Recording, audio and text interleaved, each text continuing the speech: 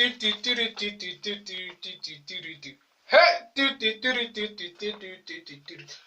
what's up, man? My name is G Money, and welcome to Get Smart Quick. And on today's episode, we're gonna be focusing on tourism. And the first thing I really want to know, I want you to notice and effortlessly realize is tour planning. What is tour planning? Tour planning is when you go obviously on a tour and you expand and you go and you see the world and you see very wonderful things. So basically, in tour planning, what it breaks down is in tour planning, you're gonna design the tourist profile. You know what I'm saying? In tour plan, you first create the tour plan. That's what I mean. The tour plan is the first thing. And in the tour plan, is you gotta include the age, the name, the gender, and the nationality. Other factors you must consider is how many people are going. We don't want a sausage party, bruh. That's not the right thing. We ain't about that life. A sausage party is not what we want. Another thing is the host destination. Where we gonna be living? Where was we bumping? You know what I'm saying? That's another thing we need to take in consideration. Another thing we must also take into is how much money, because money is a very sensitive issue, man. Some people attach a lot of value and self-esteem to such things, and so it's very important for us to really value the budget.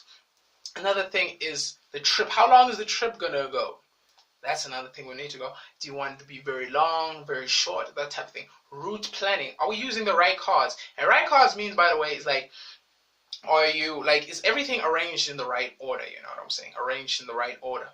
Another thing is the planning. The planning needs to be compiled in such a way it allows you the ability to save time and also to save money.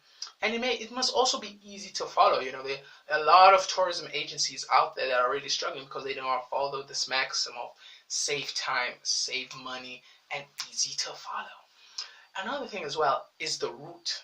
When your route is the map. Do you have a map, my friend? Do you know how to get to point A to B?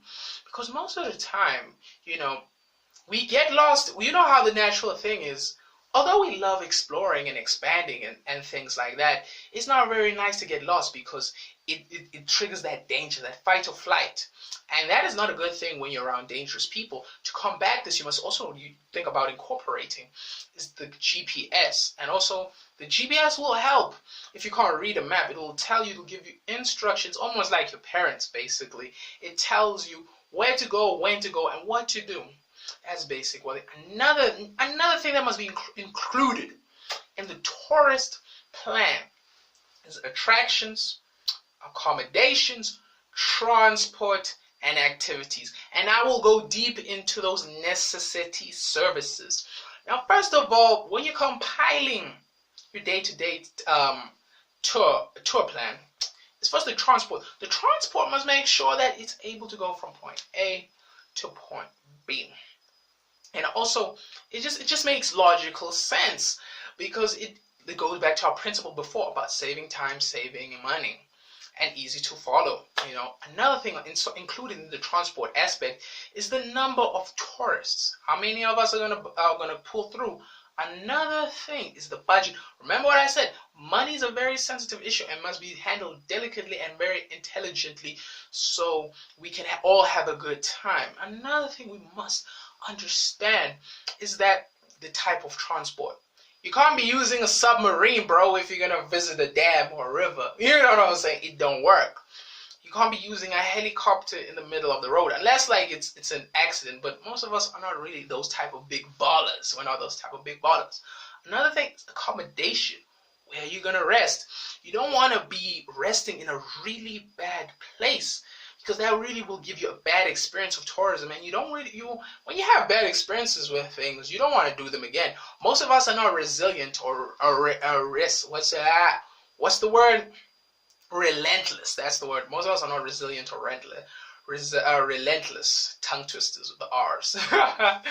Another thing is how many folks are staying there. Another, like remember when your cousins would come over and then one's legs would be at your head and the others, that is not nice, bro. You want everyone to have their own space, bro. Boundaries is an important thing, bro. Like, for people, you must know how many people are staying so you can have the appropriate boundaries. Sharing shit isn't nice, bro. You gotta have your space, and you gotta have it because people are violating your personal space. And then if we were in jail, bro, you get stabbed for that type of shit. It's not right. Another thing are the facilities, dog. Goes back to that thing I was saying. When you have a lot of family members and things like that, there are not enough facilities. You gotta share showering, and then you gotta have what you call it. What was that shit called again? A schedule. Yes, gotta have a schedule of who's gonna wash when and what. It's not good, bro. That shit is not good. It's not good. But now we're entering a part that I do like, and that is meals. That's another thing that must be incorporated there. Is meals, my friend. How much money? Money's everything. Money's self-esteem, dog. We heard it at a young age. Money don't grow on trees. Those sneakers cost 10 million? Bro, they made to make me run faster than Usain Bolt. You know, those type of things. Budget is important. So you need to be mustn't compromise quality for quantity. I mean, yeah, it mustn't sacrifice quality for quantity as well. But still, budget is really important in that aspect. Another thing is food type. Some of us, man, are vegan and vegetarian, halal. I don't know what Hindu people and Jewish people, kosher. I forgot what do Hindu. You get what I'm saying? Food is very important because because our dietary systems are not built the same. We don't come from the same exact parts of the world where, you know, the food stuff that grew didn't metabolize well with our DNA. So certain food makes certain people gassy. So we need to know what type of food type of these people gonna eat. And another one of my favorites is activity/attractions.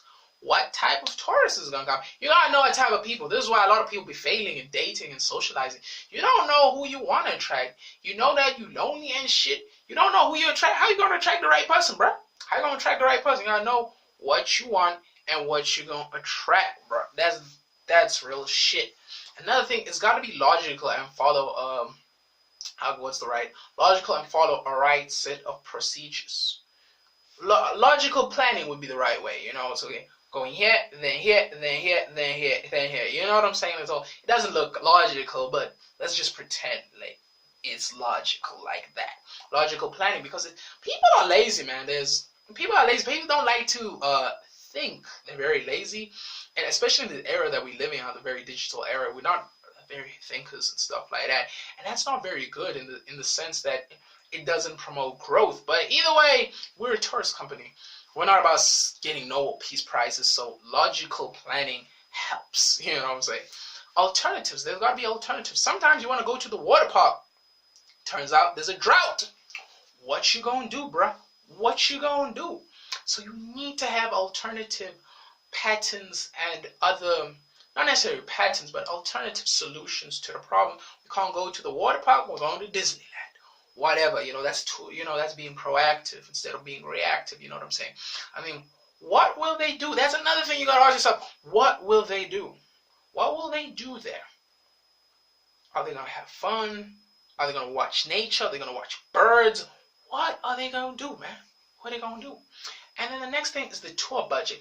And there's some factors you must include in your tour budget, and that is you gotta pre-plan, bro. Like I said before, life is very predictable, but at the same time unpredictable. With, like I said, with the water, 1 minute there's water, there's no water. What are we gonna do? We're gonna cut pieces of iceberg and bring them back, bro? Like, that's expensive. It could work, but that's expensive. It could melt along the way, and it costs a lot of money. So pre-plan. Then the next thing is the budget. You know what I'm saying? How much money, dog? How much money you are willing to floss? How much money you're willing to flex? Another thing is time. Because, you know, as human beings, we'd like to think of ourselves as individuals who, how can I say, are gonna do this and that's gonna happen. Nah, not really, dog. We like to zigzag, follow this squirrel, follow that squirrel, and then it builds a beautiful whole experience. There's nothing wrong with that. That's how people grow, and that's how it empowers you with knowledge that you soon begin to realize and you automatically internalize. Another thing is the economy. There's certain times you want to travel and certain times you don't want to travel. But economy in this sense, you can also include that seasonal travel, but seasons, not seasonal travel, seasons, yeah. economy would rather go, is this a good time for travel? Because some countries in the world are going through a recession, and that's not really good. You know what I'm saying? Because, yes, you might be flexing and stuff, but we might attract the wrong type of attention. You feel me? Unfortunately, I have to end it right here, right now. But someone once told me that sharing is caring. Many people like to share something when it's their favorite artist and they want to keep their friend on the loop. Other people like to share something because it's the latest movie that has just been released, and they're like, I don't want to spend that money. I want to watch it at home on the laptop. And many people share something because they feel there's a real world value in it, and they really want to share it and be like, damn it, I was part of something big. And you can find yourself in the need to share something for the reasons I mentioned or for the reasons that make sense to you. Thank you very much.